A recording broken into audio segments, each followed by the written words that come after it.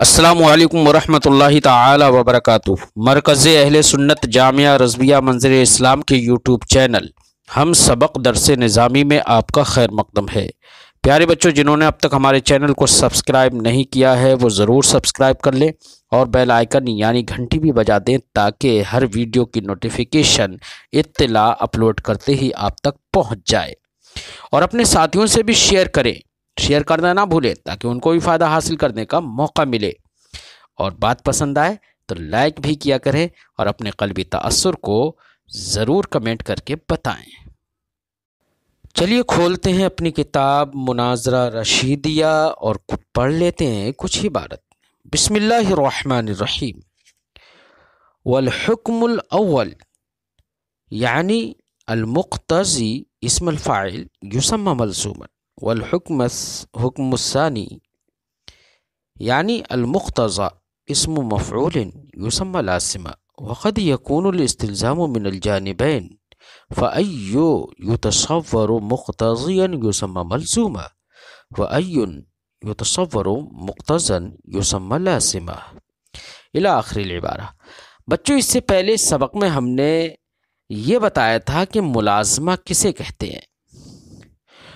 تو ملازمہ کسے کہتے ہیں؟ ایک تو ہم نے ملازمہ کی تعریف کی، استلزام کو بتایا کہ حکم اول کا اس طور سے ہونا کہ جب وہ پایا جائے تو حکم ثانی بھی پایا جائے، یعنی جب مقتضی پایا جائے تو مقتضی بھی پایا جائے، یہ ہے استلزام۔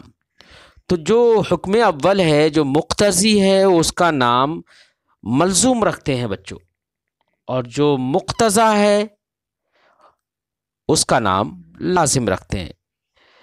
تو حکم اول جو تقاضا کرے گا وہ ملزوم کہلائے گا، اور حکم ثانی جس کا تقاضا ہوگا وہ لازم کہلائے گا۔ مثال کے طور پر بچوں، اگر ہم یہ کہیں کہ اگر آگ موجود ہوگی تو حرارت موجود ہوگی، کیا کہیں ہم؟ اگر آگ جل رہی ہوگی تو حرارت، گرماہٹ، گرمی ضرور ہوگی۔ تو یہاں پر آگ کا جلنا یہ تقاضا کرتا ہے حرارت کے موجود ہونے کا۔ تو جو تقاضا کرے، تو یہاں پر دیکھیے دونوں حکموں کے درمیان کہ جب آگ کا جلنا پایا جائے گا، ایک یہ حکم ہے آگ کا جلنا، اور دوسرا حکم ہے حرارت کا پایا جانا۔ تو یہاں پر حکم اول یعنی آگ کا جلنا یہ تقاضا کرتا ہے اس بات کا کہ حرارت موجود ہو۔ بچوں، جب آگ جلتی ہے تو وہاں پر گرمی ہوتی ہے، تپش ہوتی ہے، آپ جانتے ہیں۔ تو حکم اول یہاں پر حکم ثانی کا مقتضی ہے، تو حکم اول کو ملزوم کہیں گے اور حکم ثانی کو لازم کہیں گے، یعنی آگ کے جلنے کو ملزوم کہیں گے اور حرارت کے ہونے کو لازم کہیں گے۔ بات سمجھ میں آئی بچوں؟ تو حکم اول جو تقاضا کرے، جو مقتضی بنے، جو اس میں فاعل جس کو ہم کہیں اس کو ملزوم کہتے ہیں، اور جو مقتضا ہو، اس میں مفعول ہو، جس کا تقاضا کیا جائے اس کو لازم کہیں گے۔ تو حکم اول کو ملزوم اور حکم ثانی کو لازم کہیں گے۔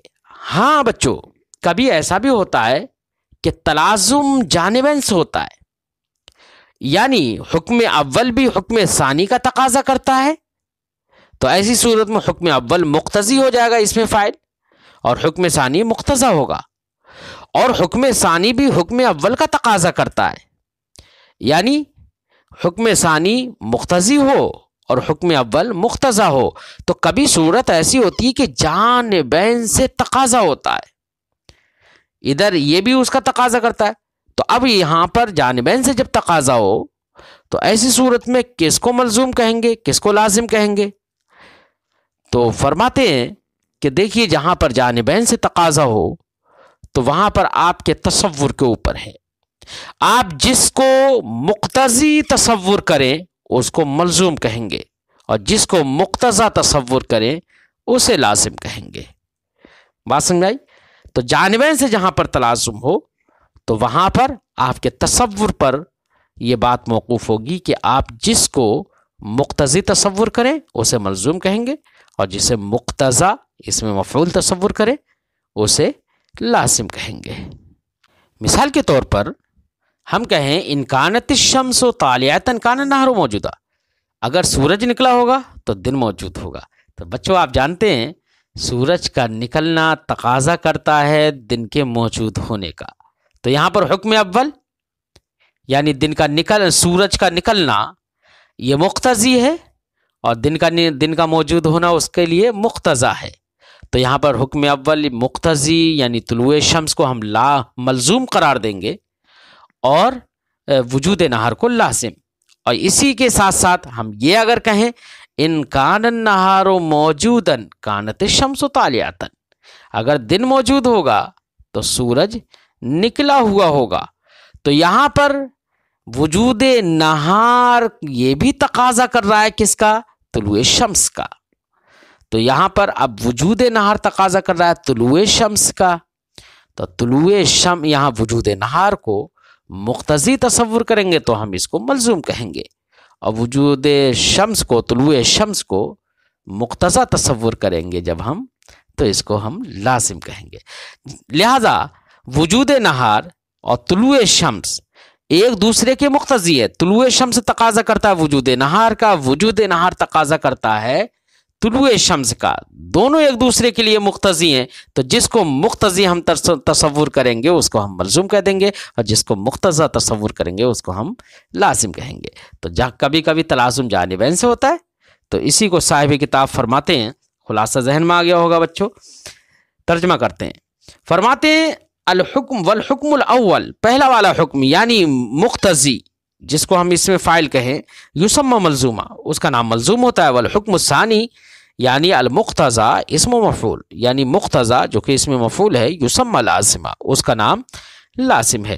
وقد یکون الاستلزام من الجانبین، اور کبھی کبھی استلزام جانبین سے ہوتا ہے، دونوں جانب سے ہوتا ہے۔ فَأَيٌّ يُتَصَوَّرُ مُقْتَضِيًا، تو جس کو مقتضی اس میں فاعل تصور کیا جائے یسمى ملزومہ، تو اس کا نام ملزوم رکھ دیا جائے گا۔ وَأَيٌّ يُتَصَوَّرُ مُقْتَضًا یسمى لازمہ، اور جس کو ہم مقتضا اس میں مفعول تصور کریں اس کا نام لازم رکھ دیں گے۔ بات سمجھ میں آ گئی؟ ثم علم انہ قدس سرہ بین الملزوم واللازم ولم یبین المدلول مع الدلیل۔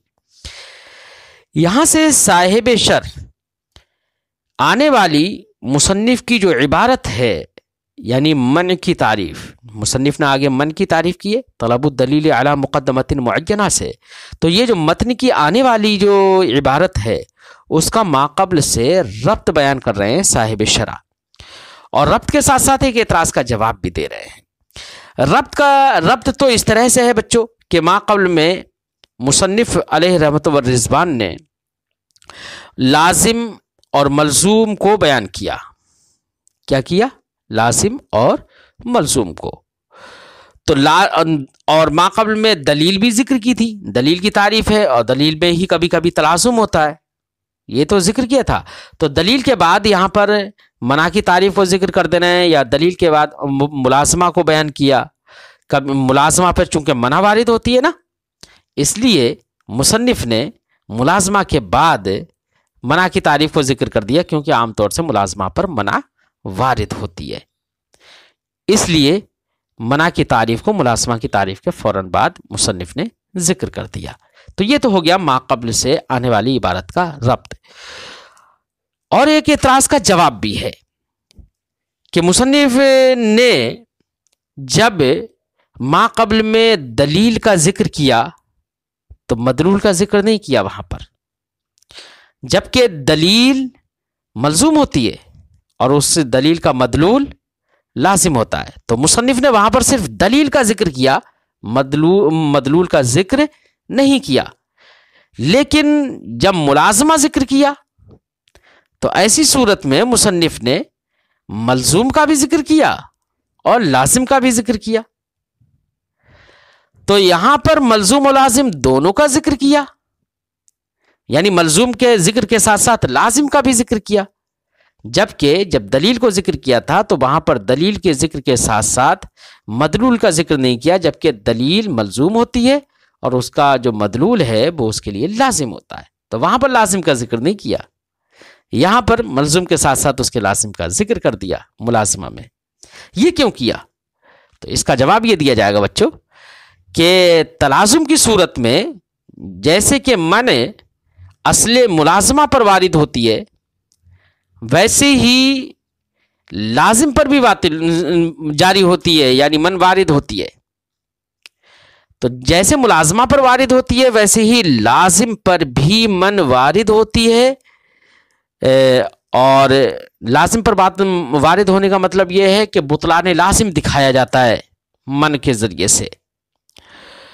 تو یہاں پر چونکہ من کا ورود اصل ملازمہ پر بھی ہوتا ہے، بطلان لازم پر بھی ہوتا ہے، اس لیے مصنف نے یہاں پر ملزوم کے ساتھ لازم کا ذکر کر دیا۔ اور چونکہ جو دلیل ہوتی ہے نا، اس دلیل پر تو من وارد ہوتی ہے، دلیل کے مقدمے پر تو من وارد ہوتی ہے، لیکن دلیل کا جو مدلول ہوتا ہے اس پر من وارد نہیں ہوتی ہے، اس لیے وہاں پر مصنف نے دلیل کے ساتھ مدلول کا ذکر نہیں کیا۔ بات سمجھ آئی؟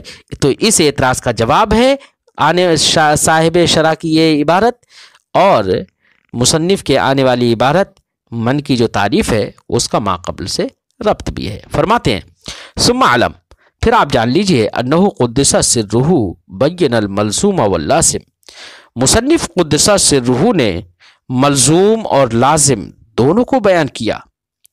ولم یبین المدلول مع الدلیل، ما قبل میں مصنف نے دلیل کے ساتھ مدلول کو بیان نہیں کیا، یعنی جب دلیل کا ذکر کیا تو وہاں پر مدلول کا بیان نہیں کیا، لیکن یہاں پر ملزوم کا جب بیان کیا تو اس کے ساتھ لازم کا بیان ضرور کر دیا، جبکہ دلیل کے لیے دلیل ملزوم ہوتی ہے اور اس کا جو مدلول ہوتا ہے دلیل کا وہ اس کے لیے لازم ہوتا ہے، تو وہاں پر لازم کا ذکر نہیں کیا مدلول کا، اور یہاں پر ملزوم کے ساتھ لازم کا ذکر کیا تلازم میں۔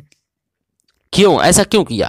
فرماتے ہیں لأنه کثیر ما یرد المنع علی بطلان اللازم، کیونکہ زیادہ تر من وارد ہوتی ہے لازم کے بطلان پر، کما یرد علی اصل الملازمہ، جیسے کہ من اصل ملازمہ پر وارد ہوتی ہے۔ یہاں پر یعنی اصل ملازمہ پر بھی من وارد ہوتی ہے، ویسے ساتھ ہی ساتھ بطلان لازم پر بھی من وارد ہوتی ہے، تو بطلان لازم پر جب من وارد ہوتی ہے تو اس لیے مصنف قدس سرہ نے ملزوم کے ساتھ لازم کا ذکر کیا، اور چونکہ دلیل پر تو من وارد ہوتی ہے لیکن اس کے مدلول پر من وارد نہیں ہوتی ہے، تو اگرچہ دلیل کا مدلول اس کے لیے لازم ہوتا ہے لیکن مدلول کا ذکر مصنف نے وہاں پر نہیں کیا۔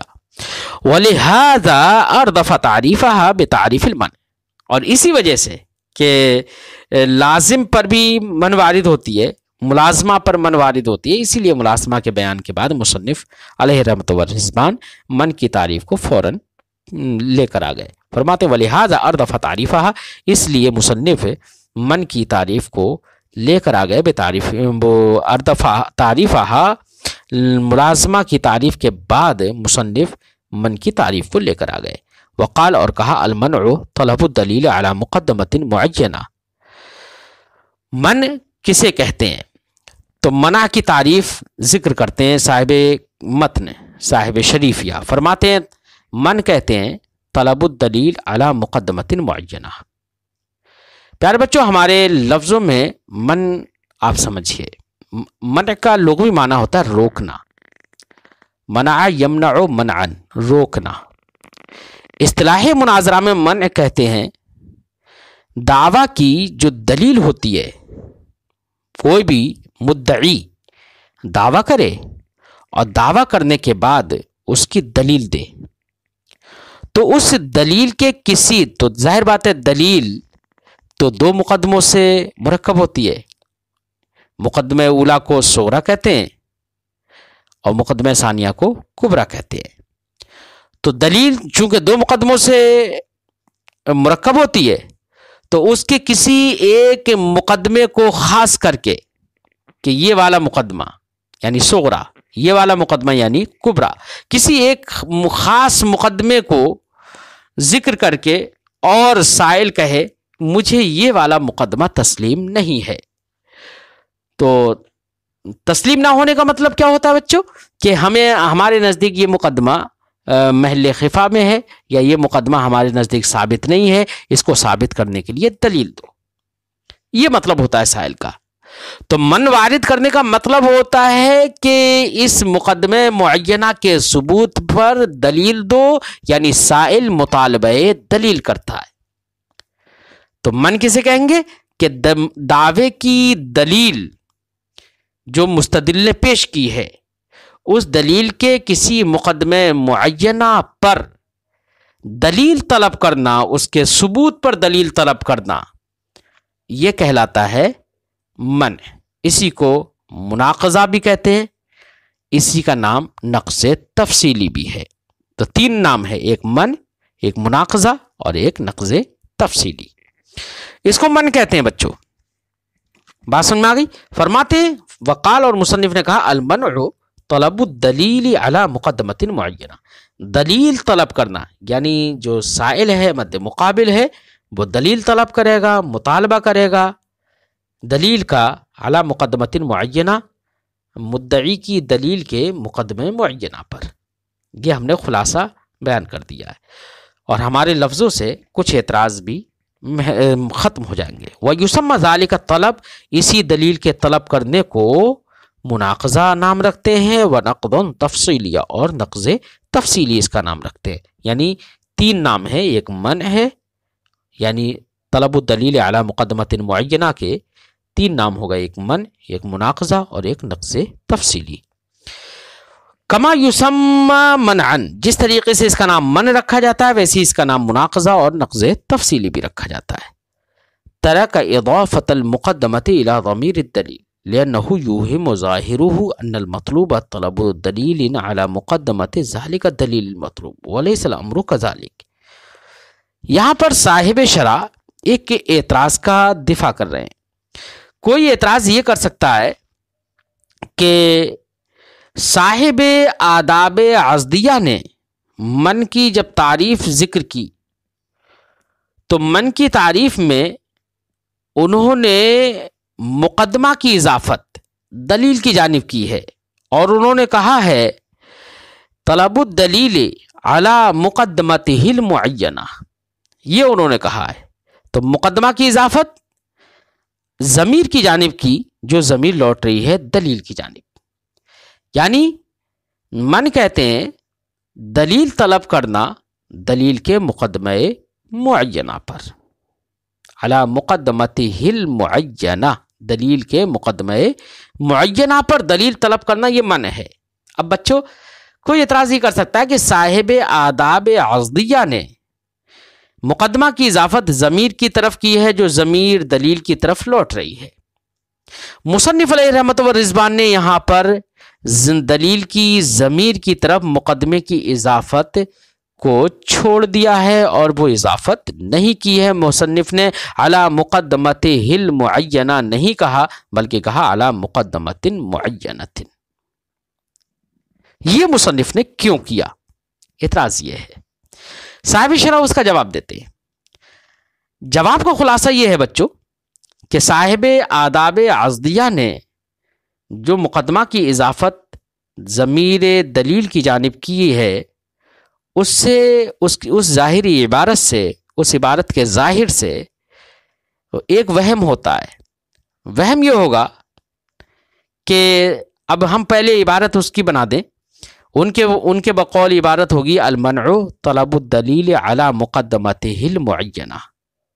من کہتے ہیں دلیل کو طلب کرنا، طلب الدلیل کا ہے نا، تو یہاں پر دلیل پہلے ذکر ہوا، دلیل طلب کرے، یہ کون طلب کرے گا؟ سائل۔ تو جس دلیل کو طلب کرے گا وہ دلیل ابھی موجود تو ہے نہیں، وہ تو مدعی سے مطالبہ کر رہا ہے کہ بھائی اپنا یہ مقدمہ ثابت کرو دلیل سے، تو مطالبہ دلیل کر رہا ہے۔ تو جس دلیل کا مطالبہ کر رہا ہے وہ دلیل ابھی موجود نہیں ہے بچوں، یاد رکھنا۔ اور وہ دلیل جب ابھی موجود نہیں ہے تو اس دلیل غیر موجود کے مقدمے معینہ پر دلیل طلب کرنا یہ متصور بھی نہیں ہوگا۔ تو اب عبارت ہوگی، عبارت ہے صاحب آداب عزدیہ کی طلب الدلیل علی مقدمتہ المعینہ، تو یہاں پر مقدمتہ المعینہ میں ہا ضمیر جو ہے مقدمہ جس ضمیر کی جانب مضاف ہے وہ ضمیر لوٹ رہی ہے طلب الدلیل میں دلیل کی جانب، اور اس دلیل سے مراد ہے دلیل مطلوب۔ اس دلیل سے کیا مراد ہے؟ دلیل مطلوب، سائل جس دلیل کا مطالبہ کرتا ہے، اور وہ دلیل مطلوب تو ابھی موجود ہی نہیں ہے۔ جب موجود ہی نہیں ہے تو اس پر، اس کے مقدمے پر دلیل طلب کرنا یہ اس کا وہم ہوگا، حالانکہ اس کے مقدمے پر دلیل طلب نہیں کی جا سکتی ہے۔ اس کا مصنف شارح فرماتے ہیں کہ وہ عبارت کا ظاہر یہ وہم ڈالتا ہے، یہ نہیں کہا کہ یہ غلط ہے عبارت، کیوں؟ اس لیے کہ ظاہر ہی وہم ڈالتا ہے، کیوں؟ اس لیے کہ وہاں پر تعویل کی گنجائش ہے۔ تعویل کی گنجائش یہ ہے کہ یہ بھی کہا جا سکتا ہے جواب میں کہ طلب الدلیل علی مقدمتہ المعینہ، طلب الدلیل علی مقدمتہ المعینہ میں جو ضمیر ہے وہ طلب الدلیل کی جانب راجع نہیں ہے۔ جو طلب الدلیل دلیل مطلوب ہے اس کی جانب ضمیر راجع نہیں ہے، بلکہ ضمیر سے مراد وہ دلیل ہے جو مدعی نے اپنے دعویٰ پر پیش کی ہے۔ اب جب یہ معنی ہو سکتا ہے ضمیر اس کی طرف لوٹے گی، جب یہ تعویل ہو سکتی ہے تو معنی بالکل درست ہو جائے گا۔ معنی ہوگا سائل کا دلیل طلب کرنا مقدمہ مدعا کے یا دعویٰ کی دلیل کے مقدمے معینہ پر، یہ معنی ہوگا تو معنی بالکل درست ہو جائے گا۔ تو یہ تعویل ہو سکتی ہے نا، جواب یہ درست ہو سکتا ہے۔ اس لیے مصنف نے کہا ہے کہ صاحب آداب عزدیہ کی جو عبارت ہے اس کا ظاہر وہم ڈال رہا ہے اس بات کا کہ ضمیر لوٹے دلیل مطلوب کی طرف، اور دلیل مطلوب ابھی موجود نہیں ہے، تو اب اس کی طرف ضمیر کا لوٹانا اور اس پر مقدمہ معینہ اس پر دلیل طلب کرنا یہ متصور نہیں ہوگا، یہ وہم ڈال رہا ہے، اگرچہ جواب وہ ہو سکتا ہے، تعویل وہ ہو سکتی ہے۔ فرماتے ہیں وقال، اور مصنف نے کہا یسمى منعا ترک اضافت المقدمۃ الى ضمیر الدلیل، مصنف علیہ رحمۃ و رضوان نے مقدمے کی اضافت کو دلیل کی ضمیر کی طرف چھوڑ دیا، یعنی دلیل کی ضمیر کی طرف اضافت کرنا چھوڑ دیا۔ لأنه یوہم ظاہرہ، کیونکہ ضمیر دلیل کی طرف اضافت کا کرنے کی جو عبارت ہے اس کا ظاہر وہم ڈالے گا ان المطلوب طلب و دلیل علی مقدمت ذالک الدلیل المطلوب، کہ من کہیں گے دلیل طلب کرنا دلیل مطلوب کے مقدمے پر، اس کا وہم ڈالے گا۔ ولیس الامر کذالک، حالانکہ معاملہ ایسا نہیں ہے۔ وقیدھا بالمعینہ لئلا یرد النقض الاجمالی، ایسے ہی صاحب شرح فرماتے ہیں کہ مصنف نے جب من کی تعریف کی تو کہا طلب الدلیل علی مقدمۃ، صرف نہیں کہا بلکہ مقدمہ کو مقید کر دیا ہے معینہ کی قید سے، اور کہا دلیل طلب کرنا علی مقدمۃ معینۃ، مقدمہ معینہ پر، یعنی خاص مقدمے پر تعین کر کے کہ ہمیں یہ مقدمہ تسلیم نہیں ہے۔ یہ معینہ کی قید سے مقید کیوں کر دیا مقدمہ کو؟ تو اس کی وجہ بتا رہے ہیں، فرماتے ہیں کہ اگر صرف اتنا کہتے طلب الدلیل علی مقدمۃ، دلیل طلب کرنا مقدمے پر کہ مجھے مقدمہ آپ کا تسلیم نہیں ہے، یعنی مقدمہ معینہ نہیں کہا جاتا بلکہ مطلق مقدمہ، تو مطلق مقدمہ کوئی سا بھی ہو سکتا ہے کہ یہ بھی کہہ سکتا ہے تمہاری دلیل مجھے فاسد نہیں ہے، کیونکہ مقدمے پر یہ بھی تمہاری دلیل مجھے تسلیم نہیں ہے، تمہاری دلیل فاسد ہے، یہ بھی تو کہہ سکتا ہے۔ تو یہاں پر دلیل کا فساد جو اس نے ذکر کر دیا، یا دلیل کا عدم تسلیم جو بیان کیا کہ مجھے تمہاری دلیل تسلیم نہیں ہے، تو یہاں پر بھی دلیل سے مراد کیا ہے؟ اس کے مقدمہ ہی تو ہیں۔ اب اس نے مقدمے کی تعین نہیں کی تو اس کا نام ہے نقض اجمالی، اور مقدمے کی تعین کر دے گا تو اس کا نام ہے نقض تفصیلی۔ تو نقض اجمالی سے احتراز کرنے کے لیے یہاں پر معینہ کی قید سے مقید کر دیا تاکہ یہ نقض اجمالی سے احتراز ہو جائے۔ فرماتے وقیدھا بالمعینہ، یہاں پر مقدمہ کو معینہ کی قید سے مقید کر دیا لئلا یرد النقض الاجمالی، تاکہ نقض اجمالی سے نقض وارد نہ ہو جائے، بات سمجھ آئی؟ تاکہ اس سے احتراز ہو جائے۔ اچھا آگے فرماتے قیلا المنع قد یرد علی کلتا مقدمتي الدلیل، من کبھی دلیل کے دونوں مقدموں پر وارد ہوتی ہے۔ یہ بھی در حقیقت ایک اعتراض کا جواب صاحب شرح یہاں سے دینا چاہ رہے ہیں۔ اعتراض یہ ہے کہ بچوں، من کی تعریف میں مصنف نے کہا طلب الدلیل علی مقدمۃ معینہ، مقدمۃ معینہ جو نکرہ لے کر آئے نا، اس سے یہ سمجھ میں آ رہا ہے کہ دلیل کے ایک ہی مقدمے پر من وارد ہو سکتی ہے۔ اسی کو من کہیں گے جہاں پر ایک دلیل کے ایک مقدمے پر مطالبہ دلیل کیا جائے، اسی کو من کہیں گے۔ اس سے یہ سمجھ میں آ رہا ہے۔ حالانکہ کبھی کبھی دلیل کے دونوں مقدموں پر من وارد ہو جاتی ہے تو مصنف کی تعریف اس پر صادق نہیں آ رہی ہے، حالانکہ وہ بھی من ہے۔ مثال کے طور پر مثال دے رہے ہیں، کوئی حنفی دعویٰ کرتے ہوئے یہ کہے کہ عورتوں کے زیور میں زکوٰۃ واجب ہے اور اس پر دلیل دے، کیا؟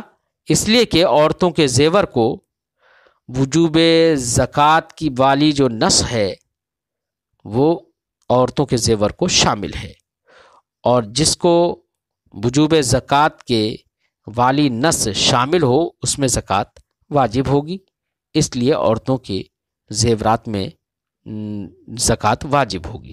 یہ حنفی کہے، جس کو عربی زبان میں صاحب کتاب نے ذکر کیا ہے۔ کیا قیلا کہا جاتا ہے، کہا ایک اعتراض کیا گیا ہے، المنع قد یرد علی کلتا مقدمتِ الدلیل، کہ من کبھی وارد ہوتی ہے دلیل کے دونوں مقدموں پر الگ تفصیل، الگ الگ، کہ مجھے تمہارا یہ بھی مقدمہ تسلیم نہیں ہے، یہ بھی مقدمہ تسلیم نہیں ہے۔ کما جیسے کہ کوئی حنفی معلل یہ کہے الزکوٰۃ واجبۃ فی حل النساء، عورتوں کے زیورات میں زکوٰۃ واجب ہے، یہ دعویٰ ہے بچوں۔ اب دلیل اس پر دے، لأنہ متناول النص، کیونکہ عورتوں کے زیورات یہ متناول النص ہیں، یعنی نص ان کو شامل ہے۔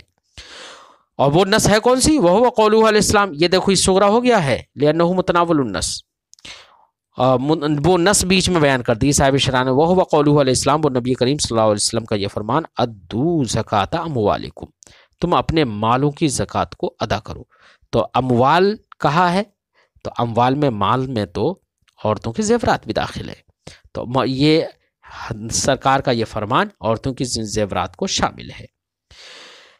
یہ ہو گیا صغرا بچوں، لأنہ متناول النص، وکل ما ہوا متناول النص وہو جائز الارادہ، اور ہر وہ جو کہ جس کو نص شامل ہو تو وہ جائز الارادہ ہے، اس کو مراد لینا جائز ہے۔ مراد لینے کے جائز ہونے کا مطلب یعنی اس میں زکوٰۃ کے وجوب کا قول کرنا یہ جائز ہے۔ وَكُلُّ مَا هُوَ جَائِزُ الْإِرَادَةِ فَهُوَ مراد، اور ہر وہ جو کہ جائز الارادہ ہوتا ہے، جس کو مراد لینا جائز ہوتا ہے، وہ مراد ہوتا ہے۔ نتیجہ نکلے گا کیا؟ نتیجہ نکلے گا ان محل النزاع مراد، محل نزاع مراد ہے۔ کون سے محل نزاع؟ یعنی عورتوں کے زیورات مراد ہیں حدیث پاک سے، لہذا ان میں بھی زکوٰۃ واجب ہے۔ یہ کسی حنفی نے کہا اور دلیل دی۔ اب دیکھیے یہاں پر دونوں مقدمے ذکر کے لیے، انہ متناول النص وکل متناول النص وہو جائز الارادہ، یہ دونوں مقدمے ذکر کیے۔ اب کوئی شافعی اس پر اعتراض کرتے ہوئے کہے کیا؟ لا نسلم، ہمیں تسلیم نہیں ہے ان محل النساء متناول النص، تو دیکھیے پہلے مقدمے پر اس نے منع وارد کر دی، ہمیں یہ تسلیم نہیں ہے کہ محل نزاع یعنی عورتوں کے زیورات جو کہ جن میں نزاع ہے، جو محل نزاع ہیں وہ متناول النص ہیں، تو پہلے مقدمے پر اس نے منع وارد کر دی، اور دوسرے مقدمے پر بھی اس طرح سے منع وارد کرے وَإِن سلمنا ہو، اور اگر ہم یہ تسلیم بھی کر لیں کہ عورتوں کے زیورات وہ محل نزاع ہیں یا وہ متناول النص ہیں، نص ان کو شامل، اگر ہم اسے تسلیم بھی کر لیں، لیکن لا نسلم ان کل ما ہوا متناول النص وہو جائز الارادہ، لیکن ہمیں یہ بات تسلیم نہیں ہے کہ جو متناول النص ہو، نص جس کو شامل ہو، وہ جائز الارادہ بھی ہے، اس کو مراد لینا جائز بھی ہے۔ ایسے ہی ساتھ اور آگے بھی یہاں پر معنی بڑے سائل بڑے آگے، اور کہے بھائی سلمنا ذالک، اور اگر ہم اس بات کو تسلیم بھی کر لیتے ہیں کہ جو متناول النص ہوتا ہے وہ جائز الارادہ ہوتا ہے، یہ ہم تسلیم بھی کر لیں، لیکن لا نسلم ان کل ما هو جائز الارادہ فهو مراد، لیکن ہمیں یہ تسلیم نہیں ہے کہ ہر وہ جو کہ جائز الارادہ ہو، جس کو مراد لینا جائز ہو، تو وہ مراد ہو بھی جائے۔ تو دیکھو کتنی منوارد کر دی اس نے، کئی مقدمے ہو گئے تھے تو کئی مقدموں پر تین منوارد کر دی۔ تو مصنف نے جو تعریف کی ہے طلب الدلیل علی مقدمۃ معینہ، اس سے یہ سمجھ میں آ رہا ہے کہ ایک ہی مقدمے پر من وارد ہوتی ہے، ایک ہی مقدمے پر دلیل کا مطالبہ کرنا من کہلاتا ہے. تو یہ والی یہاں پر کئی من ہے، تو یہ اس من کی تعریف میں داخل نہیں ہوگی. یہ اعتراض تھا. جواب کا خلاصہ یہ ہے بچوں کہ یہاں پر جو کئی من ہے، یہاں پر کئی الگ الگ مقدموں پر الگ الگ من ہے، لیکن ایک مقدمے پر تو ایک ہی من ہے، اس لیے یہ سب کے سب من کی تعریف میں داخل ہوں گی. کیونکہ تفصیل کے ساتھ الگ الگ مقدموں پر الگ الگ من ہے، لیکن ہر ایک الگ مقدمے پر من تو ایک ہی ہے. تو یہاں پر ایک من اگر مجموعی طور پر دیکھا جائے تو ایک من نہیں، کئی من ہے، اس لیے ہر ایک من کی تعریف میں داخل ہے. فرماتے ہیں ولا یذهب علیک، یہ اعتراض کیا تو گیا ہے لیکن آپ پر یہ بات مخفی نہ رہے، ان ذالک منوع لا منع واحد، یہ کئی منوع ہیں، ایک من نہیں ہے. لہذا یہ اعتراض نہ کیا جائے کہ یہاں پر تو کئی مقدموں پر من ہے، تو پھر ایک مقدمے پر تو من نہ رہی یہاں پر، تو یہ آپ کی تعریف میں داخل نہیں رہی. تو یہ جو اعتراض نہ کیا جائے، بلکہ یہاں پر ایک من نہیں ہے، کئی من ہے.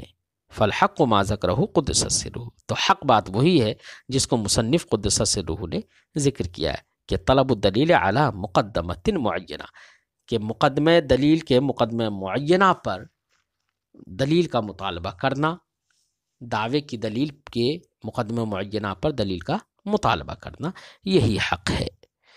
بچوں آج کی گفتگو یہیں پر ختم کرتے ہیں، پھر آئندہ سبق ملتے ہیں. السلام علیکم ورحمۃ اللہ تعالی وبرکاتہ.